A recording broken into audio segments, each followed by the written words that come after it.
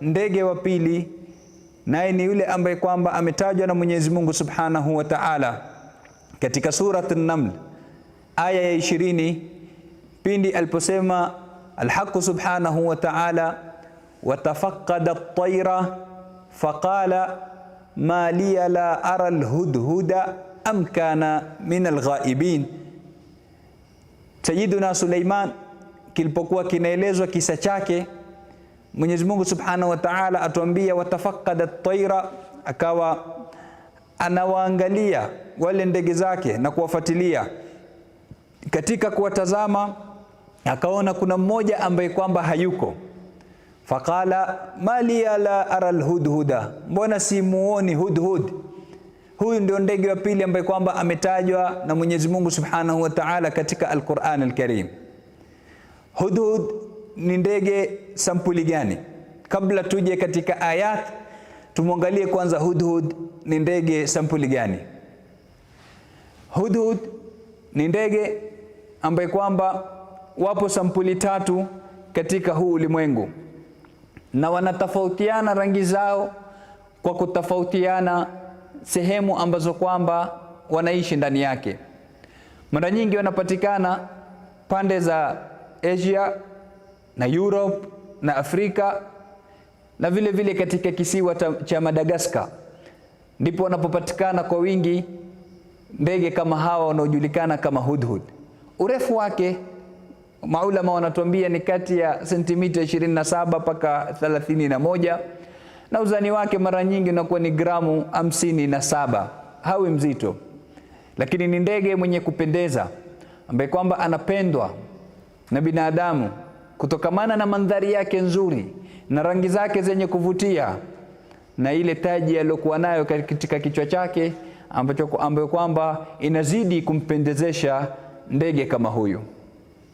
Hudhud anataga mayai 5 mpaka 7. Hudhud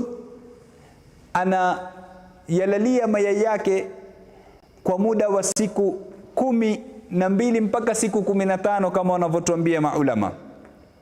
Kwa kipindi hicho hudhud wa kike haondoki, analetiwa chakula na hudhud wa kiume. Na ndege kama huyu mara nyingi anakula wadudu, mara nyingi anakula makatapila, mara nyingi anakula hawa wadudu ambao kwamba wanakuwa katika mimea, na ndo maana anajulikana kama rafiki ya mkulima, kwa sababu anamsaidia sana katika kuwala wale wadudu wanaoharibu mimea yake. Na ndo maana mara nyingi wanasema ukimwona hudhud sehemu, basi ujue mazingira ya hapo ni masafi, kwa sababu anakusafishia wale wadudu ambao kwamba wanaharibu ama wadudu ambao kwamba wananakili maradhi katika sehemu kama ile. Hudhud ni mnyama ama ni ndege ambaye kwamba anaruka kwa spidi ya kilomita 40 kwa muda wa jisaa moja, na anakata masafa ya mbali.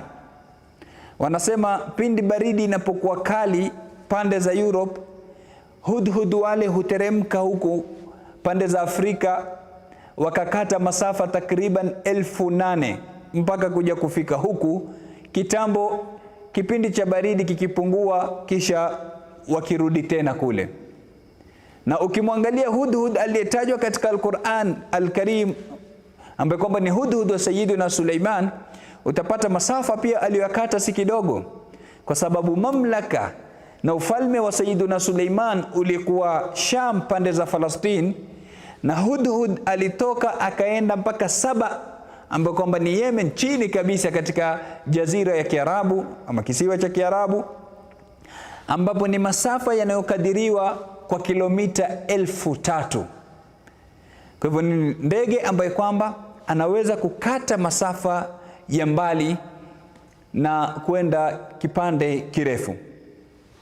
Ndugu mpenzi mtazamaji, Mwenyezi Mungu Subhanahu wa Ta'ala amemtaja ndege kama huyu katika Al-Qur'an Al-Karim katika surat An-Naml. Baada ya kutaja kisa cha chungu ama mdudu sisimizi, Sayyiduna Suleiman baada ya kupita katika mamlaka ile ya chungu, maulama wasema baada ya kupita pale, akawa sasa anahitajia maji yeye pamoja na majeshi yake, na Hudhud alikuwa anamsaidia katika kutafuta sehemu za maji, kwa sababu Mwenyezi Mungu Subhanahu wa Ta'ala amempa pawa hiyo. Ndege kama huyu anaweza kujua hapa kuna maji, basi akaenda pale akawa anadonadona ili kumjulisha Sayyiduna Suleiman hapa pana maji. Kisha Sayyiduna Suleiman anawakalifisha majini wafukue sehemu kama ile mpaka yatoke maji. Taban, mamlaka ya Sayyiduna Suleiman alayhi salam yalikuwa ni makubwa, na ufalme wake haukuwa wa kawaida, na ndivyo alivyomwomba Mwenyezi Mungu Subhanahu wa Ta'ala, Rabbi habli mulkan la yanbaghi li ahadin, ya Rabbi nipatie ufalme ambao kwamba hata upata yeyote mwingine. Na ndio maana alikuwa katika ufalme wake ana amri juu ya majini, ana amri juu ya binadamu, juu ya wanyama, bali mpaka upepo anaweza kuutuma Sayyiduna Suleiman. Na ndio maana Mtume sallallahu alaihi wasallama siku alipomshika jini akamfunga katika kipia cha msikiti, kisha baadaye alimfungua akamwachilia ende zake, alipokumbuka maneno ya Sayyiduna Suleiman alipomwomba Mwenyezi Mungu ampe ufalme ambao kwamba hatopata mwingine yoyote. Mtume kwa kuhifadhi makamu ya ndugu yake Nabiyullah Suleiman akamwachilia jini kama yule. Kwa hivyo Hudhud alikuwa akimsaidia Sayyiduna Suleiman katika kujua sehemu yenye maji. Watafakada at-tayra, Sayyiduna Suleiman akawa sasa anatazama katika ndege, anamtafuta Hudhud ili apate kuwajulisha sehemu yenye maji. Wako njiani pamoja na jeshi lake wanahitajia maji. Watafakada at-tayra, Sayyiduna Suleiman faqala ma liya la ara al-hudhuda, akawa anasema Sayyiduna Suleiman, mbona simuoni Hudhud?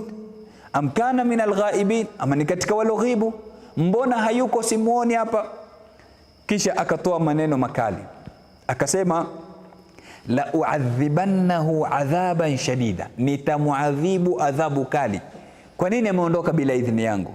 Na hapa ni somo kubwa anatupa Sayyiduna Suleiman alayhi salam, kuwa wewe kama kiongozi, wewe kama mudiri, wewe kama mtu ambaye kwamba una wengine chini yako unawaongoza, watakikana uwe makini na wale unaoongoza na uwafuatilie. Ujue huyu amekuja hakuja, huyu amepatwa na hili ama lile, ufuatilie ahwali zao. Sayyiduna Suleiman alikuwa anawafuatilia. Alipomwona hayuko, asema la uadhibannahu adhaban shadida, nitamwadhibu tena si adhabu ya kawaida, adhabu kali. Adhabu yenyewe ni ipi? Maulama watuambia ima ni kumtoa yale manyoya yake, ama kumfungia katika sehemu pamoja na maadui zake ama wale ambao kwamba hasikizani nao, kwa sababu katika adhabu kali ni kumweka mtu na asiyempenda, ama kumweka mtu na mpinzani wake. Al-Imam Sha'rawi rahmatullahi alayhi, shekhi la mashekhe zetu, alikuwa akisema amarru minas sijni ishratul abdadi, kilichokuwa kichungu zaidi kuliko jela ni kuwekwa pamoja na watu ambao kwamba hamusikizani nao ama hupambani nao ama ni adui zako.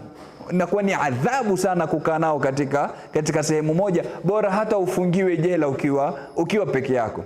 Kwa hivyo maulama wakasema adhabu ya kwanza ni kutolewa yale manyoya, lakini adhabu nyingine ni kufungwa katika sehemu pamoja na maadui zake. Fatafakada at-tayra faqala ma liya la ara al-hudhuda am kana min al-ghaibin la u'adhibannahu adhaban shadida, akasema au la adhbahanna, ama nitamchinja haswa akifanya machezo, au la yatiyanni bisultanin mubin, ama anijilie na hoja iliyokuwa wazi kabisa. Akija na sababu ambayo kwamba ni ya nguvu, inaweza kunikinaisha ili nisimpe adhabu ama nisimchinje, hapo sasa nitamwacha. Famakatha ghaira ba'idin, Mwenyezi Mungu Subhanahu wa Ta'ala akaendelea kusema, akakaa muda sio mrefu, yani yule Hudhud kitambo cha yeye kutokuwepo pale kwa Sayyidina Suleiman mpaka kurudi ilikuwa sio muda mrefu, na baadhi ya mufassirina wanasema ilikuwa ni muda wa siku 2. Tafakada at-tayra, asema famakatha ghaira ba'idin faqala, akaja Hudhud sasa anamwelekea Sayyidina Suleiman akimwambia ahattu bima lam tuhit bih, amwambia nimejua ambayo kwamba hujayajua. Ukiangalia maneno haya kwa makini utapata dhaka ama akili alokuwa nayo Hudhud na namna alivyokuwa hodari. Ahattu bima lam tuhit bih, moja kwa moja. Angalia Mwenyezi Mungu asema famakatha ghaira ba'idin faqala, hakukaa muda mwingi, yani alipokuja tu kwa Sayyidina Suleiman moja kwa moja faqala, akazungumza moja kwa moja. Yani hakumpa Sayyidina Suleiman nafasi ya kumuuliza maswali na kumtuhumu ulikuwa wapi, mbona sikukuona. Moja kwa moja anaingia katika kadhia. Faqala ahattu bima lam tuhit bih, ambia Sayyidina Suleiman, mimi nimepata kujua ambayo kwamba hujayajua. Wajituka min saba'in binaba'in yaqin, niliyojua mimi ni kwa mimi kupotea kwangu natoka pande za Saba ni pande za Yaman. Asema nimekujilia tena na habari yenye yakini, isokuwa na shaka, isokuwa na upinzani kabisa. Habari gani? Asema inni wajadtu mra'atan, mimi nimempata mwanamke ambaye kwamba alikuwa ni mfalme wa Saba wakati huo, anayejulikana kama Balqis. Asema inni wajadtu mra'atan, ana nini mwanamke huyu? Asema tamlikuhum, ndiye anayewamiliki ama ndiye mfalme wao. Angalia Hudhud, mnyama ama ndege, anashangazwa vipi watu wanaohukumiwa na mwanamke. Si jambo ambalo kwamba linaingia katika fitra, yani hata mnyama halikubali. Ndipo pale Mtume sallallahu alaihi wasallam akisema lan yufliha qaumun wallau amrahum imra'a, hawawezi kufaulu watu ambao kwamba amri yao inaongozwa na mwanamke. Na hapa haikusudiwi kuwa mwanamke, haimaanishi kuwa mwanamke hawezi kuwa ni mkubwa wa duka ama ni mkubwa wa kazi. La, kuna kusudiwa khilafa, kuna zungumziwa imara, uongozi mkubwa wa juu.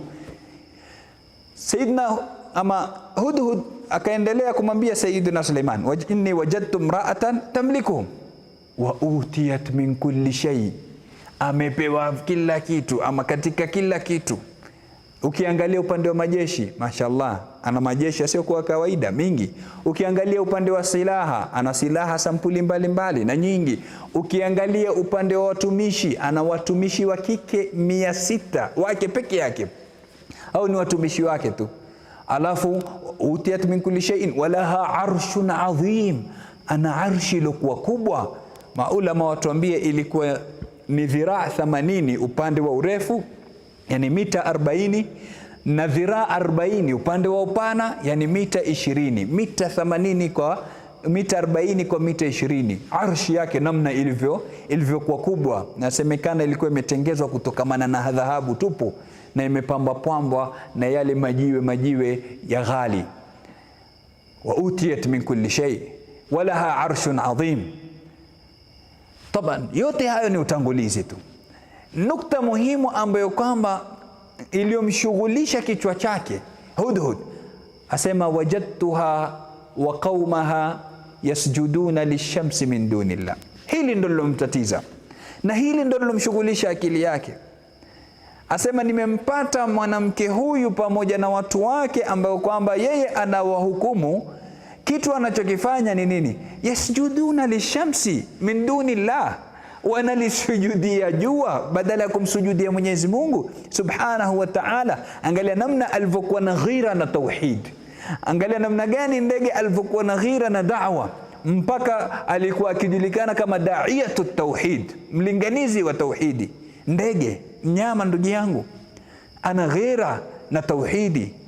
Mimi na wewe mara ngapi ambayo kwamba tunayaona yanafanywa ya shirki na tunayakalia kimya? Yeye anaenda mbio, ataka kuokoa umma mzima, mwanamke pamoja na wale anawahukumu ambao kwamba wanakadiriwa zaidi ya 500,000. Ataka kuwaona wako katika hidayah, wanamwabudu Mungu badala ya kuabudu jua. Asema wajadtuha wa qaumaha yasjuduna lishamsi min dunillah.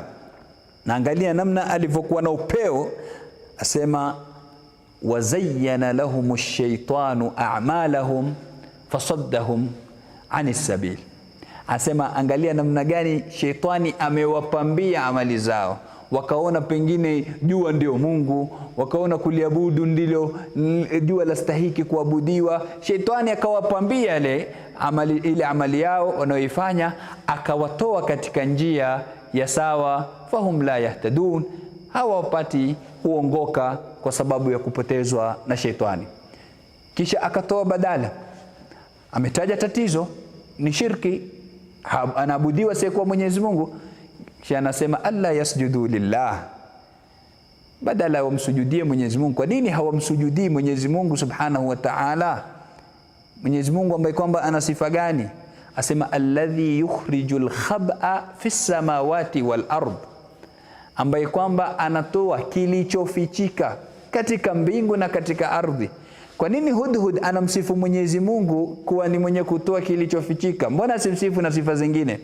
Kwa sababu hilo ndo analolijua zaidi, na tumetangulia kusema kuwa yeye anajua sehemu palipokuwa na maji. Maji yako chini ya ardhi, lakini Mwenyezi Mungu amempa power katika kuona na kuhisi kuwa hapa pana maji.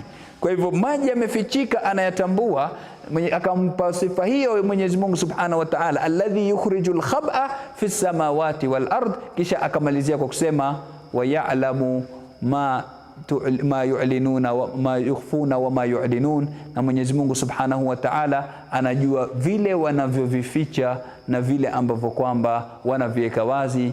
Kisha akasema Allahu la ilaha illa hu rabbul arshil azim, Allah, hakuna mola isipokuwa yeye, hakuna mola anastahiki kuabudiwa isipokuwa yeye. Haya ni maneno anayasema ndege kama huyu Hudhud.